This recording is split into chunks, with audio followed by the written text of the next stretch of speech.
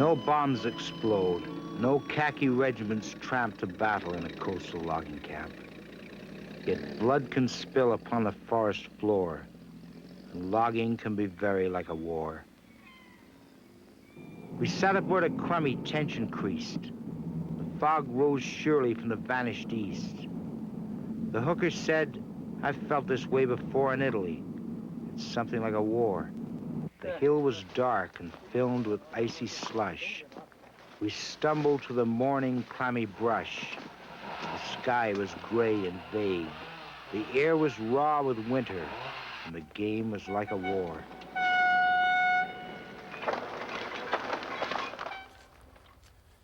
Timber. That word has been at the heart of British Columbia culture for 100 years. Timber is also the name of the first novel written by Roderick Haig Brown, based on his work as a logger on Vancouver Island in the 1920s.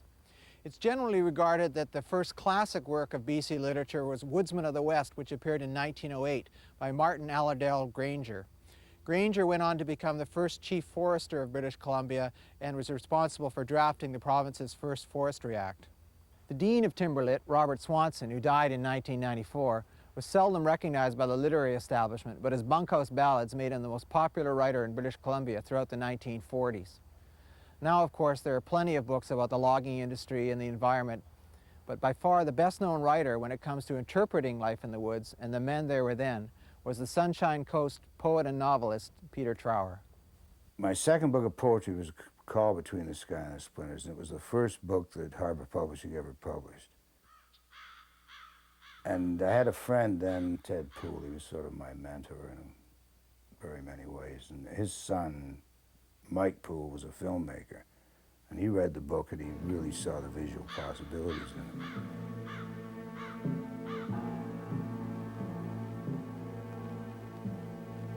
And we set sail in 2 boats up the coast and we filmed this thing. And he was looking, and it was amazing how often we were able to find the exact images of the images had in the poems.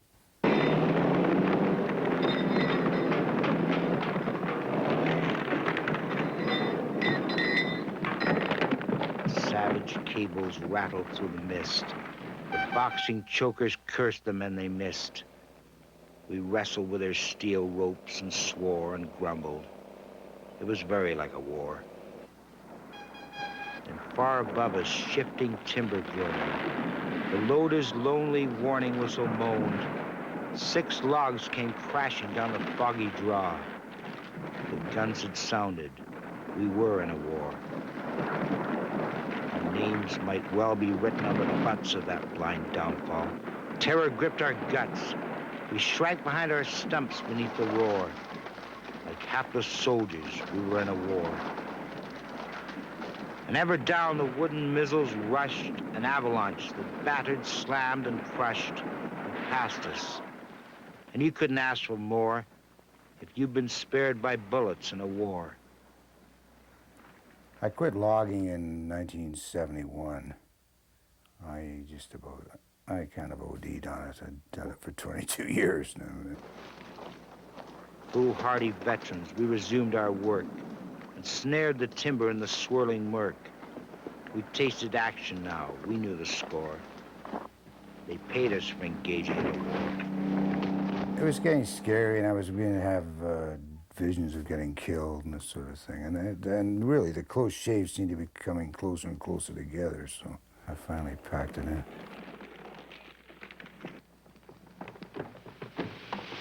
I really wanted to write about logging, but I didn't know how to do it. My kid brother quit school first, and he went almost immediately to work in the camps because he was fascinated by logging. I wasn't. I was afraid of logging. And then my brother came back in from camp, and he said, "Look, why didn't you come out to the Queen Charlottes with me?" So I thought, what the hell? So I went out to the Charlottes with him, and that was my first camp. And then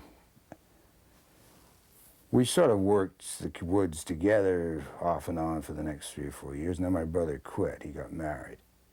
But I kept working in the woods. By this time, I was hooked on it. My brother, again, influenced my life by moving out to Kitimat and getting a job there, and then getting me to come up there, because in those days, Kitimat was supposed to be the town of the future, and all these marvelous things. So I went up there and went to work in the smelter, which was like working in hell. But anyhow, during that time, I read Jack Kerouac, and I was tremendously influenced by his spontaneous prose and the way he wrote about jazz. And so then I decided I really wanted to be a writer. Birds circle bewildered in a scathing gray rain above this field of the fallen, these huge slain.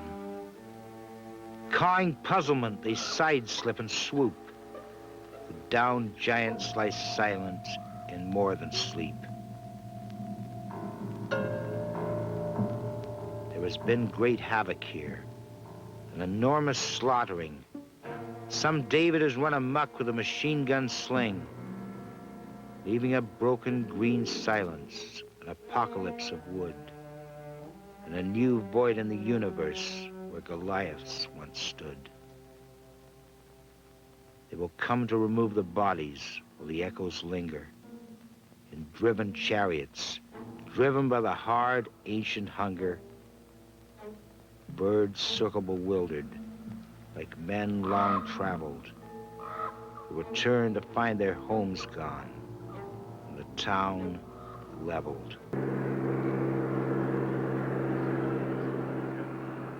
It was riding those doodle-bug plains up craggy inlets, bouncing through the air pockets and gut-grabbing skips and hops, to land with queasy relief, cock boots and a duffel bag, at some forlorn shack camp.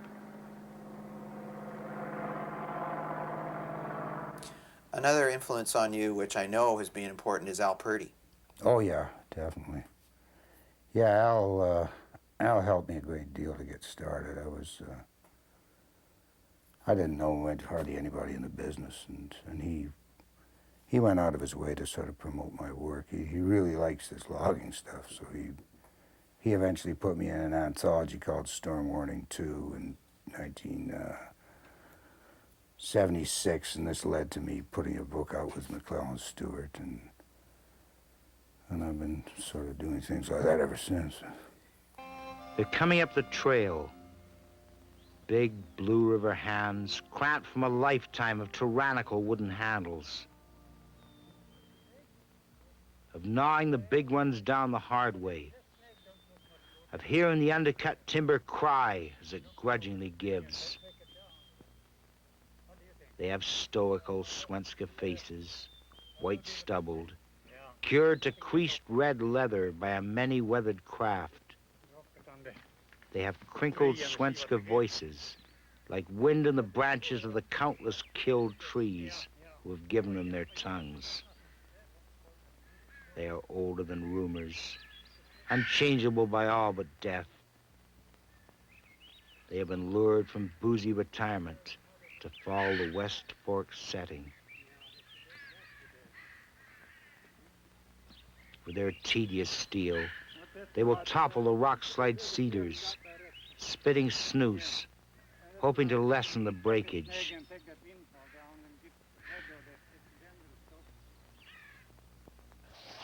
They have returned to the resinous hills like ancestral gunslingers for one final showdown with the reluctant trees.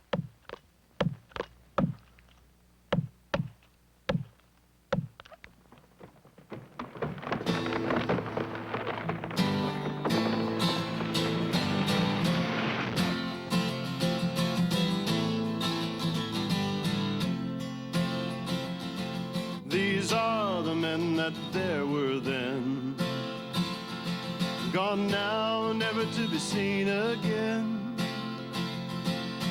Lost to history, few left to tell of all the mighty trees that fell, and all the glory that they knew were written in these words for you.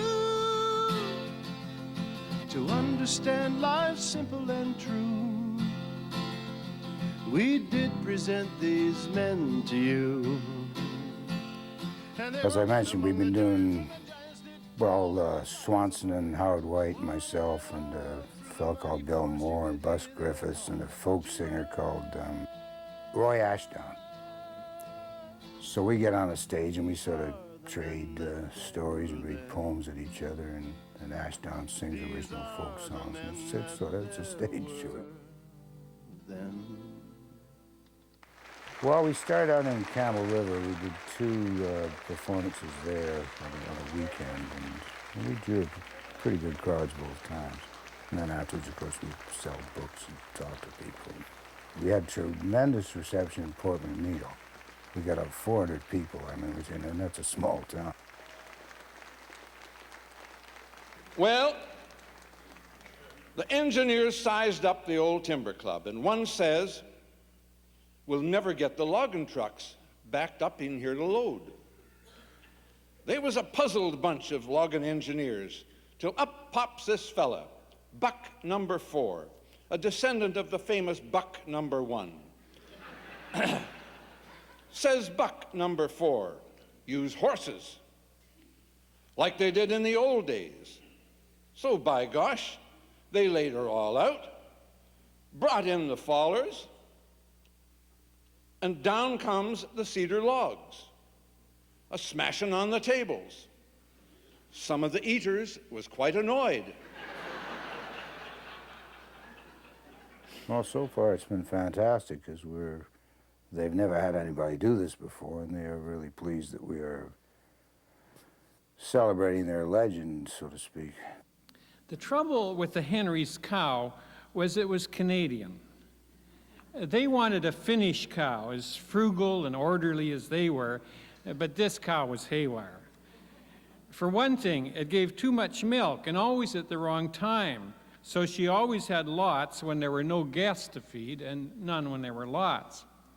This led to her only actual attempt to acknowledge our neighborly existence, which took the form of her approaching my mother with an offer to provide our camp with fresh milk. Mum, of course, happily agreed, even when it turned out the old lady wanted the same price per ounce as canned milk in Murdoch's store. Mum took it and even kept taking it when we discovered it was so queer tasting as a result of her cow's peculiar diet of seaweed and salal brush that no one would drink it.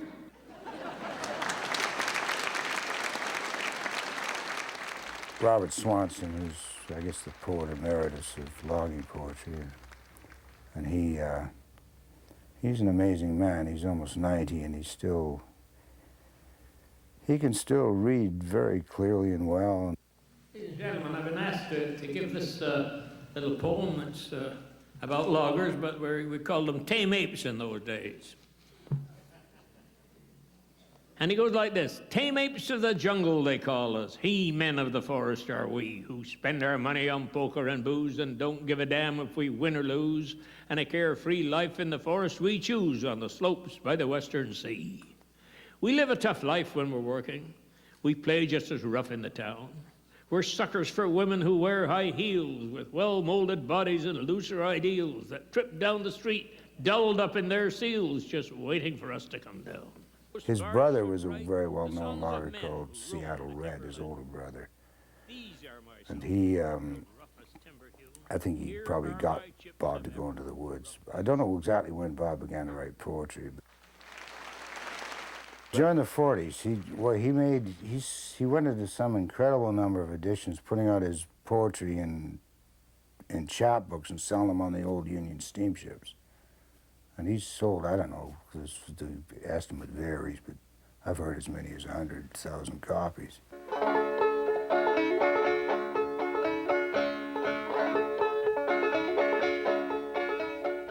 He met Robert Service sometime around, I think it was 39 or 40, and Service encouraged him to do about the woods what he'd done about the Yukon, the Klondike, so that's exactly what Swanson did. I am the guy with the brains round here, a wise, wise fellow and engineer. In the winter's cold I shiver and shake, in the summer's heat I sweat and bake. On topics great I know it all, the life of Christ or the Romans' fall. His very first book was a very obscure book called Rise of Western Rambler, to which Service wrote the introduction. I've seen this book, but it's almost unobtainable. I mean, it's rare as hen's teeth. The old gang sat and talked of bygone days, of timber claims we'd logged at distant camps, of big machines and halls with roaring shays, and poker games we'd played neath coal oil lamps. Another round would fill each glass, then discuss the days that were, when men were men. Bob worked in the woods for many years, but he's also very much connected with steam whistles and steam equipment. He was a steam inspector for many years.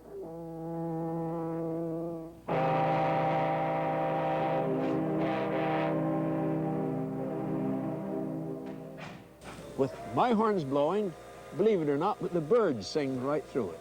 You have to have the right harmonics to get a musical note. Otherwise, it's just like a foghorn. It's dead. It's got to have a sort of a music in it. It seems to be natural. A natural note is natural. And for instance, the petals of flowers are natural curves. And anything in nature must be natural. And so the horn must have a natural sound, and it's pleasing, and people accept it. I think the whole emphasis in writing has sort of changed, and people are looking more towards people like me who have had actual experience rather than people who have spent too much time in universities and this sort of thing and haven't lived enough. I think the Mean Street experiences and the logging experiences are valid social things that need to be written about.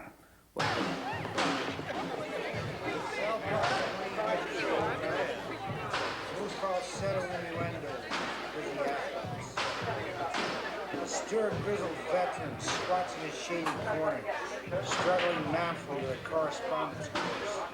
Guard pole stands smoking by the water area. As a thirsty inmate draws himself a lukewarm shot. You fish, my friend, and myself sit with shirts off, soaking up the sun, the bitter atmosphere of jail. All right. Excuse me, are you Peter Trower? Yeah, that's right. I really love Chainsaws in the Cathedral. Someone who reads poetry. Have a seat. I spent a lot of time around the Railway Club. It's sort of my unofficial office, or maybe my official office. And one day a guy came in there and said that he'd met this street kid who wrote remarkable poetry, and I'd heard this story before. And most poetry that you get pushed at you in bars is not very good. But the next time I came in there, he brought her in. And her stuff was incredible. I couldn't believe she'd written it. I mean, it was just really very well written. My name's Evelyn Lau. Didn't you have a poem about a mental ward in prison? You read that? Oh, yeah. Remembered it. This is Tambourine Man and Drugged. They're copies, you can keep them. I've mostly been writing about drugs lately. When I've been writing.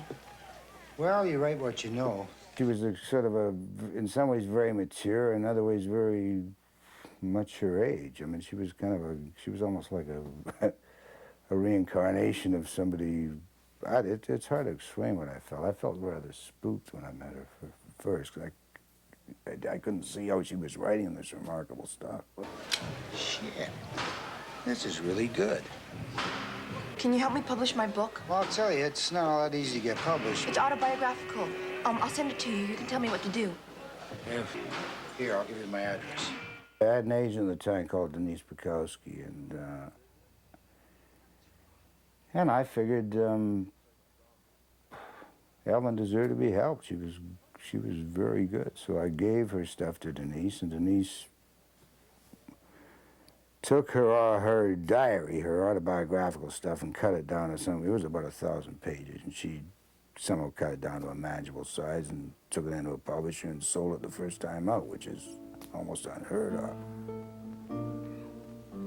A lot of loggers hide dead in these hills, setting chokers eternally on healed slopes above lost landings, where rusting steam pots crouch sphinx-like and voiceless.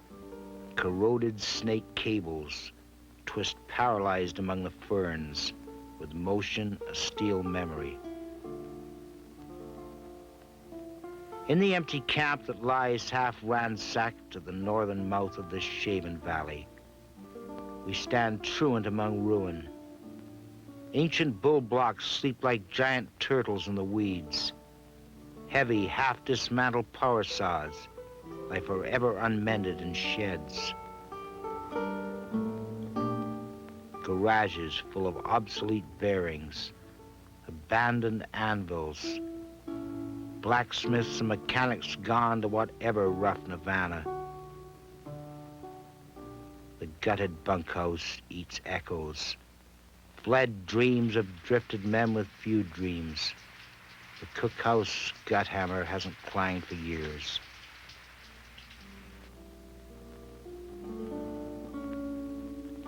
I've come full circle.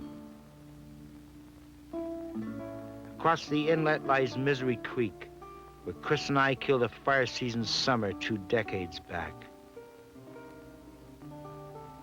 The dead camp sprawls around us. I can't talk. It's too strange.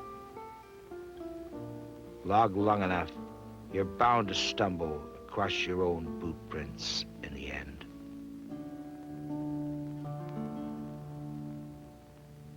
The glory days of those floating logging camps with their whistle punks and steam donkey engineers are long gone, but logging literature still remains. Thanks for watching Book World. See you next week.